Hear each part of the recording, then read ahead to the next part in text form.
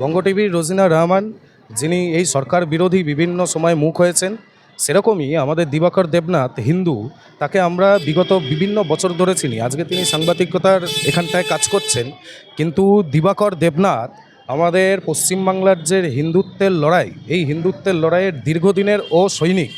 তো সেক্ষেত্রে এই যে রোজিনা রহমানের একখানা আমরা দেখতে পাচ্ছি সোশ্যাল মিডিয়ায়, সেটা দিবাকর দেবনাথ হিন্দু পোস্ট করেছেন যে তাকে এই শুয়োরের মাংস, গরুর মাংস এখানটায় মেখে খাওয়ানোর উগ্র হিন্দুত্ববাদের এইসব যে ট্যাগ রোজিনা রহমান দিয়েছে, যাকে আপনি বলছেন রাষ্ট্রবাদী মুসলমান।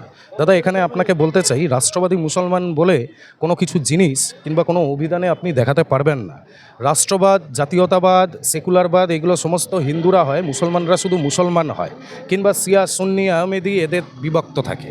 রাষ্ট্রবাদী মুসলমান যারা বলছে তারা পলিটিক্যাল ডিভিডেন্ড পাওয়ার জন্য বলছে, কিন্তু তাদেরকেও বুঝতে হবে যে আজকে ভারতবর্ষের কোনো মুসলমান একটিও ভোট কোনো অংশে এখানটায় ভারতীয় জনতা পার্টিকে দেন। তাই আমাদের এই যে ঘটনা হচ্ছে, এই যে বিতর্ক কিছুদিন ধরে চলছে, আপনার চ্যানেলের মাধ্যমে যারা দর্শক আছে তাদেরকে একটাই বার্তা দিতে চাই যে এই বিতর্ককে আমাদের ইতিমধ্যেই এখানটায় একটা কনক্লুডে আসতে হবে, আমাদের পক্ষ নিতে হবে, আমাদের স্বজাতির পক্ষেই যেতে হবে। যেই সৌমিক গোলদার আজকে এখানটায় তার ধর্মের অবমাননার জন্য সে এখানটায় প্রতিবাদ করলো, এবং শুধু প্রতিবাদ করা নয়, প্রতিবাদ করার পর তাকে এখানটায় রাজ্যের প্রশাসন যেভাবে স্বতঃস্ফূর্তভাবে অ্যারেস্ট করলো, আমরা দেখলাম না যে এই ঘোষ, যাকে এখানটায় শাহজাহানের মূল সে সাক্ষী ছিল, তার সাক্ষী যখন নিতে যাচ্ছে তখন তাকে কিছু মেরে দিল কেউ বা কারা, তাদেরকে ধরতে পারছে না। কিন্তু এই দিব্যাং সৌমিক গোলদার, আমাদের অখিল ভারতীয় বিদ্যার্থী পরিষদের দীর্ঘদিনের কার্যকর্তা, সে যখন তার প্রতিবাদ করলো, তার বিরুদ্ধে কীভাবে রাষ্ট্রীয় সন্ত্রাস এরমভাবে নেমে আসলো। তো তার পক্ষে এখানটায় আমরা দেখলাম দিবাকর হিন্দু থাকলো, কিন্তু আমাদের যারা হিন্দুত্বের ভাগাভাগে দীর্ঘদিন ধরে রাজনীতি করছে, দীর্ঘদিন ধরে সংগঠন করছেন, তাদের একরকম বিশ্বাস ভঙ্গ করলেন আমাদের বঙ্গ টিভির রোজিনা রহমান।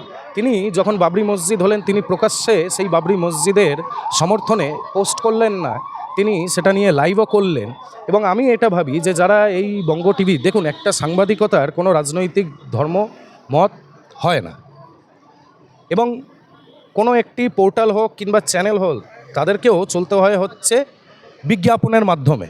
আর যদি বিজ্ঞাপন না নেন, তাহলে কোনো ব্যক্তি কিংবা কোনো সংস্থার প্রতি তাদের আনুগত্য থাকে।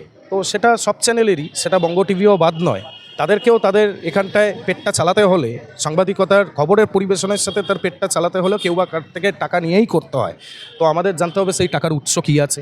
তিনি এই বাবরি মসজিদের সমর্থন করছেন, তো সেই সমর্থন করার পেছনেও তার ব্যক্তিগত এখানে এজেন্ডা আছে না এর কোনো অন্য এজেন্ডা আছে, এগুলো আমাদেরকে বুঝতে হবে। এবং আমার একটাই বক্তব্য যে দিবাকর দেবনাথ হিন্দু আমাদের দীর্ঘদিনের এখানে আমাদের যোদ্ধা, তার পাশেই আমাদেরকে এখানটায় স্বজাতির পাশেই দাঁড়াতে হবে। যেরকম রোজিনা রহমান বাবরি মসজিদ নিয়ে হুমায়ুন কবিরের পাশে দাঁড়ালেন, আলী আফজাল খান সরকার বিরোধী, আমরা তাকে অনেক সময় মুখ খুলতে দেখেছি, আমরাই তাদেরকে প্রচার করতাম, কিন্তু তিনি আজকে বাবরি মসজিদের ওখানটায় গিয়ে দেখলো, তিনি বলছেন লড়কে লেঙ্গে বাবরি মসজিদ। তো তারাও তাদের স্বজাতির প্রতি যে সহানুভূতি, সহযোগিতা, তো তারা সেটা প্রকাশ করলো, আমাদেরকেও সেটা করতে হবে।